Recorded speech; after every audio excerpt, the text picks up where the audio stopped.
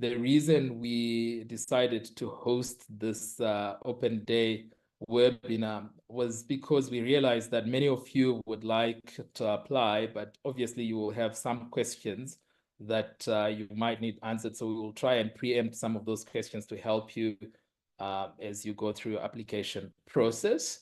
So that is the main reason. So our program for today is structured in a way that perhaps will help you to understand what the process looks like. So what we will do is we will give you a sense of who we are as Futurelect, that is more broadly what we do as an organization. And then from there, we will talk about the various programs that we run, as well as in particular this leadership program, why we decided to have the program. And then I will hand over to Gcotyelwa, who will then run through the actual program and the application process. And then thereafter, we will take questions. What we do request, however, is that if you have any questions, just pop them on the chat. Karabo is one of our colleagues. Karabo is going to be looking at those questions. She'll collate them, group them. As soon as we open up the questions, then we'll take your questions at that moment, but feel free to raise them at any point as we go through the session. So let's start with our organization as Futurelect. We are an organization that is independent and we are a nonprofit. We were established in 2018 in South Africa.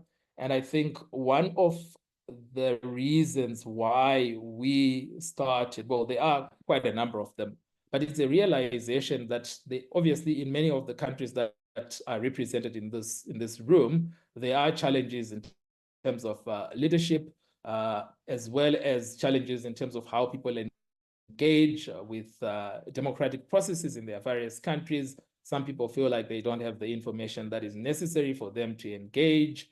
And also, you don't have to travel far from where you are to notice the age and the caliber of the people that are in positions of power.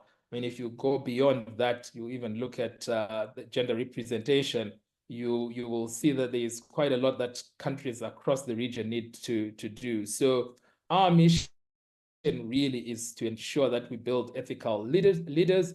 And these leaders, I think one of the things that is critical is the fact that we are nonpartisan. And why it's critical is because we believe that part of leadership maturity is the ability to tolerate different views, even if they're coming from people that you don't like. So as Gcotyelwa will tell you as we go along, you will see one of the things that we try and deal with in our program is to self-introspect as leaders so that we're able to deal with different challenges.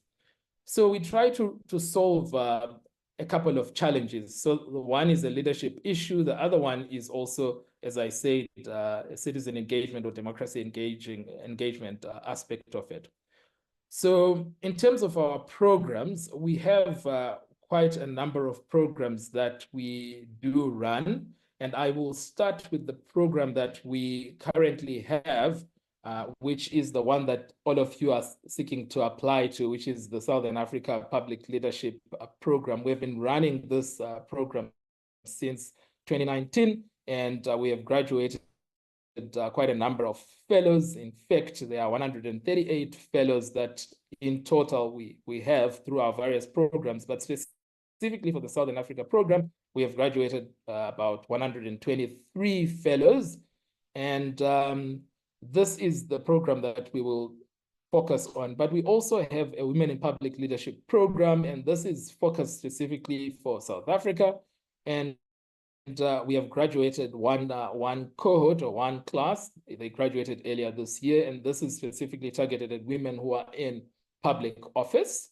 And over and above these two programs, we also run a similar program in East Africa. And currently there is a group that's going through the program, and they will be graduating sometime towards the end of this year. And then as part of this program, once you have graduated, you then move into the alumni program. In fact, you apply to get into the alumni program as excuse me, as part of our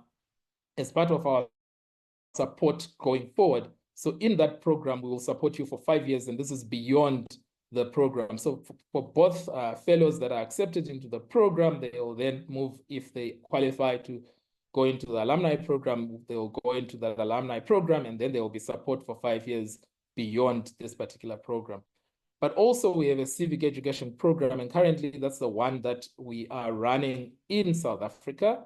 And it's the beauty about this program is that it's content that's really freely available. So you would have seen probably, if you can zoom on to the camera, you can see there's a QR code in our backgrounds. If you scan that, you'll be able to see what I'm talking about.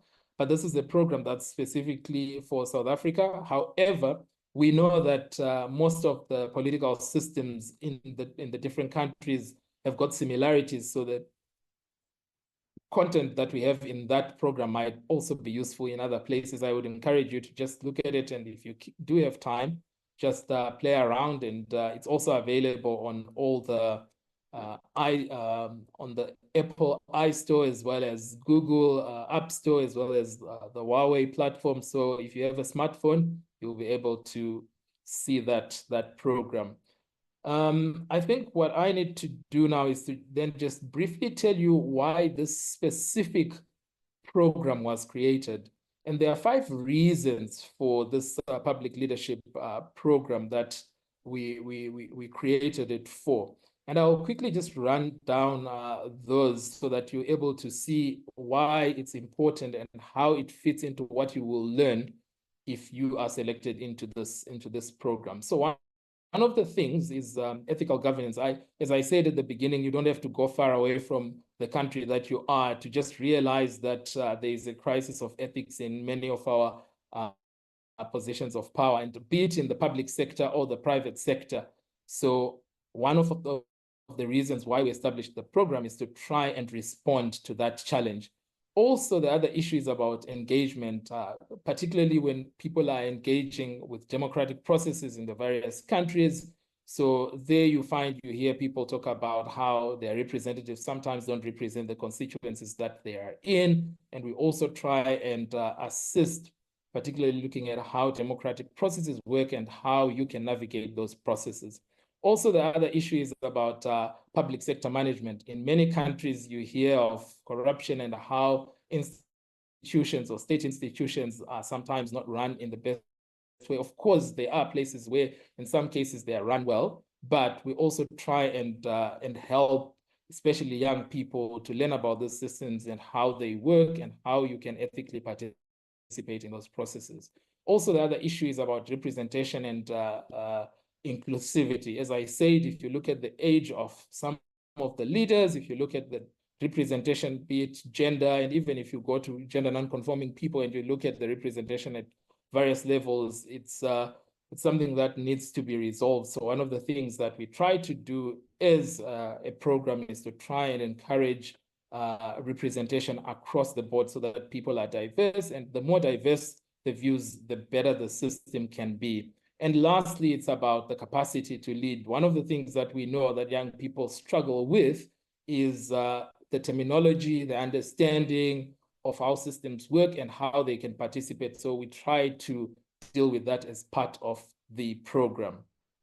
Now, this is how we then respond to the challenges that I have raised as part of the program. So for each of these challenges, you will see we try to assist in terms of how we run this specific program. So as Gcotyelwa will go through each of the program overview and the courses, as well as the seminars, you will then get a sense of how we address these challenges in particular. So at this point, I will then hand over to my colleague, Gcotyelwa, who will then take us through the entire program. Thanks, Gcotyelwa.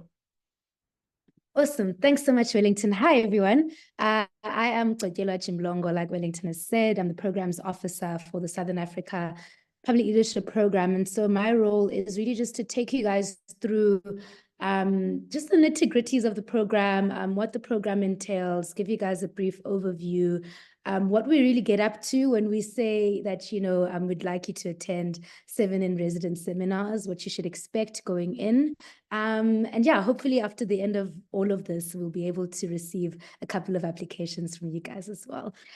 So fundamentally, just a brief overview of the program. We have 3 main modes of learning. These are the 3 sort of thematic areas that we really try to hone in on within the program. And this is really the transformational learning mode, which is the first. This is more of that internal personal leadership work and self-development. A fundamental philosophy that we hold within the organization and within all of our programs is really that you can't begin to lead others if you can't lead yourself. And so much of that transformational learning mode is really just that inward, deep learning, personal leadership work to figure out, why do you want to lead? What is it about your journey that has led you towards wanting to lead others?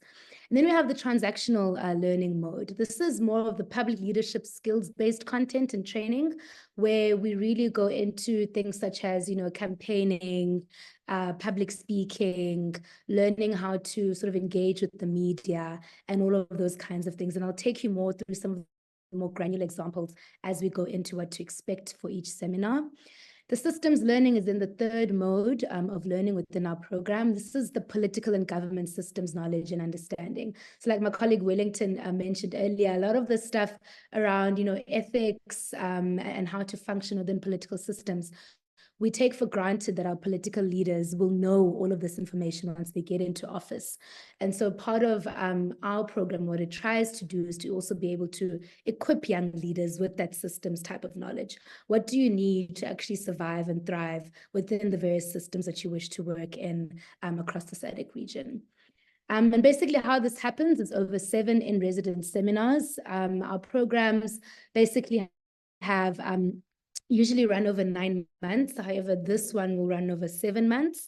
But it's 7 in-residence seminars held over 7 long weekends, usually starting from a Friday and ending on a Monday.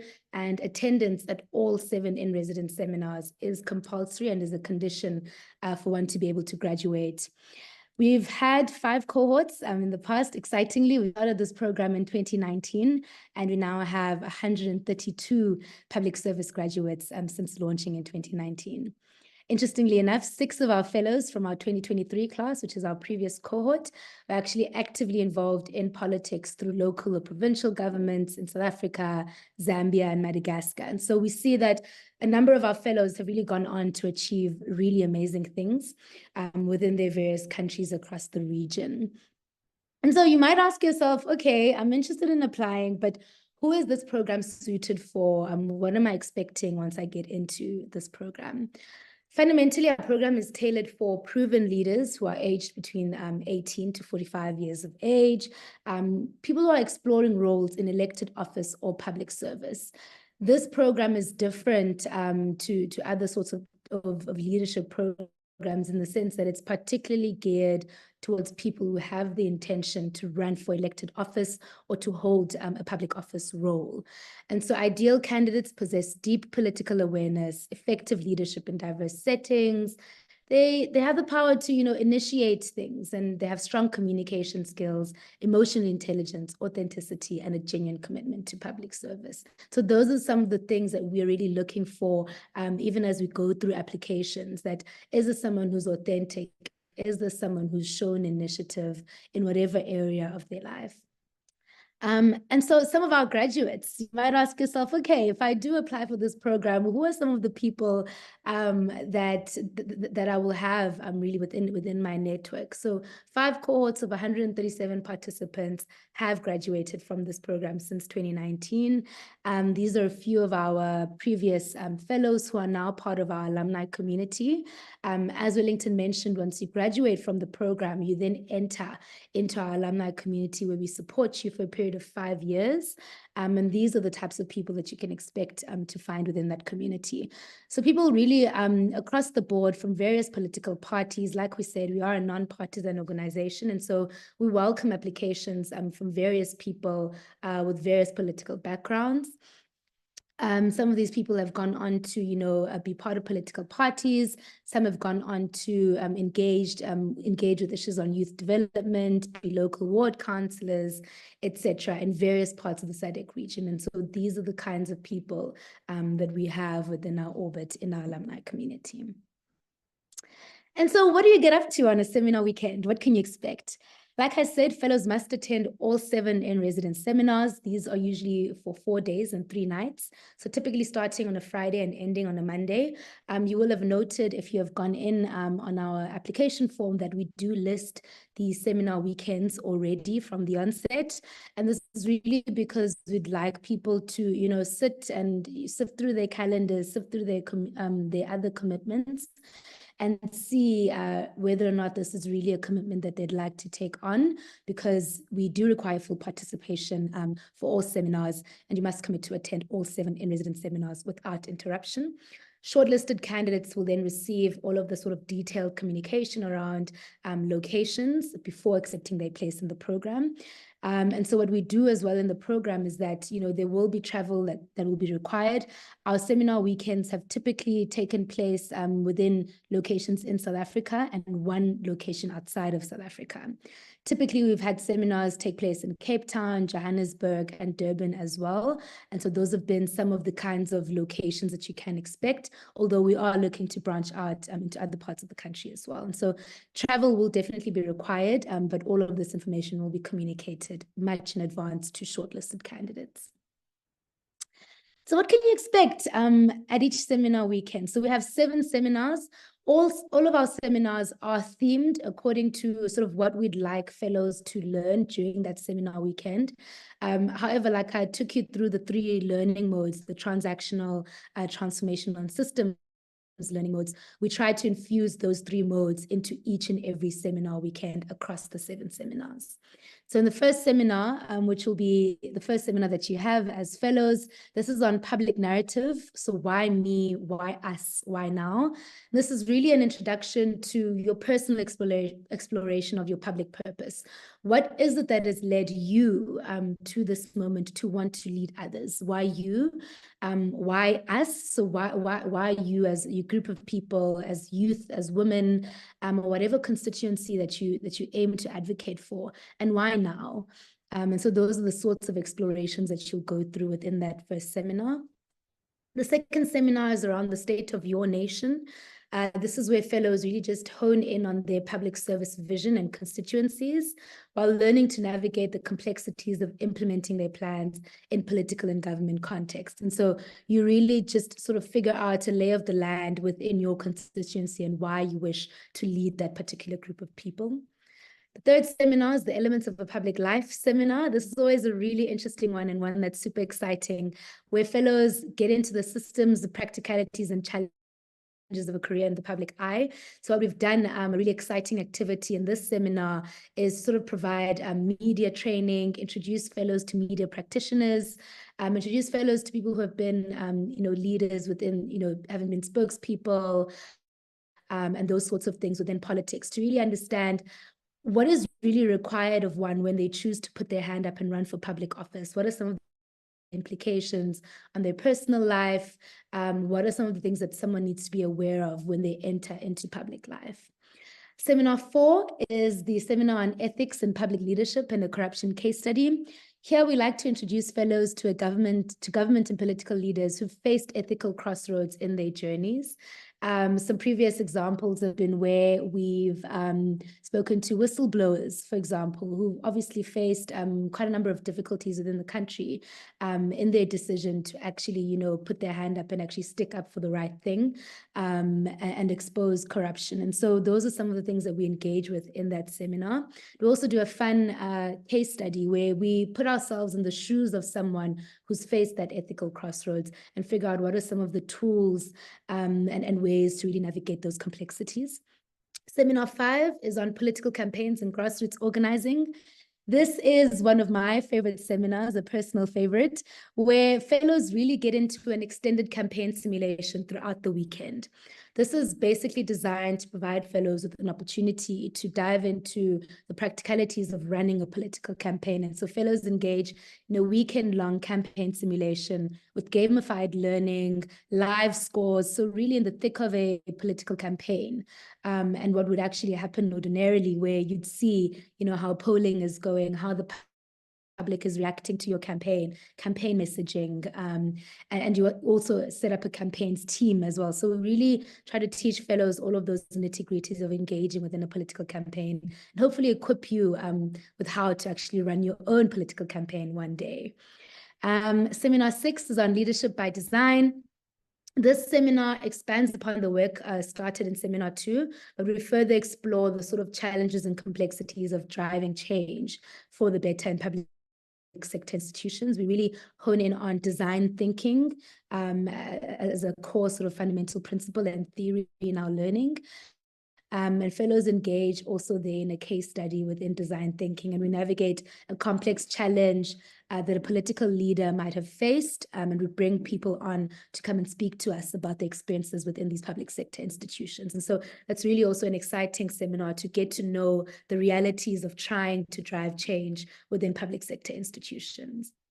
Then we get to seminar 7, the final seminar within our journey. This is the Managing the Transition and Graduation Ceremony, where you've now reached the end of your journey with us. And during the seminar, fellows have an opportunity to finalize and submit a personal strategy for their transition to public service. So throughout this journey, from seminar 1 until seminar 7, you will have been equipped with a Project U workbook. This is a journey that you take throughout the 7 seminars, and fundamentally at the 7th seminar you then present to us what your Project U will be. So in your 5 years post program, what are some of the things that you will need? What are the tools you'll need? Who are the people that you intend to speak to? What are the relationships you want to spark to be able to equip you for the journey that you want to start as you manage your transition into public life? And so coming to our application process, what are some of the things that you need to be aware of? For the application submission, this includes completing an application form that's available on our website. You submit a written personal statement, and you submit a video and your CV as well. Then within that process, we then review the application. So following the close of applications, which is the 31st of July, we will then review all applications, and a thorough assessment process will be done to identify a pool of shortlisted candidates. Once those shortlisted candidates have been identified, we then communicate to them and we invite them to an assessment day. Those shortlisted candidates then participate in assessment day, where there's group plenaries, individual interviews, and then we try to basically whittle that pool down to the final cohort. And this all happens in Johannesburg at a venue that will also be communicated to shortlisted candidates. Once then shortlisted candidates have participated at assessment day, we then also communicate the formal acceptance, where candidates are notified of their acceptance, and they provide us, and we then provide them with a specified time frame of which they can then confirm their acceptance in the program. And so that's basically a rundown of what you can expect. Update your CV, prepare your references, record your video submission, and fill out and submit an online application. It's very important to just make sure that your references are up to date and that your CV is up to date, because we will be contacting those references as we move through your application. So that's also an incredibly crucial part of the process as well. Assessment weekend, like I said, it's assessment day for the fellows, where shortlisted candidates come to a venue in Johannesburg. There's an opportunity to have individual interviews with our panel of assessors, and also then group simulations as well. Here, we really like to see how you interact with others, how you lead within a group setting, how you show up, how you listen to others, etc. And so here, there's a group of alumni, leaders, and peers who also come, and you have an opportunity to network with them as well.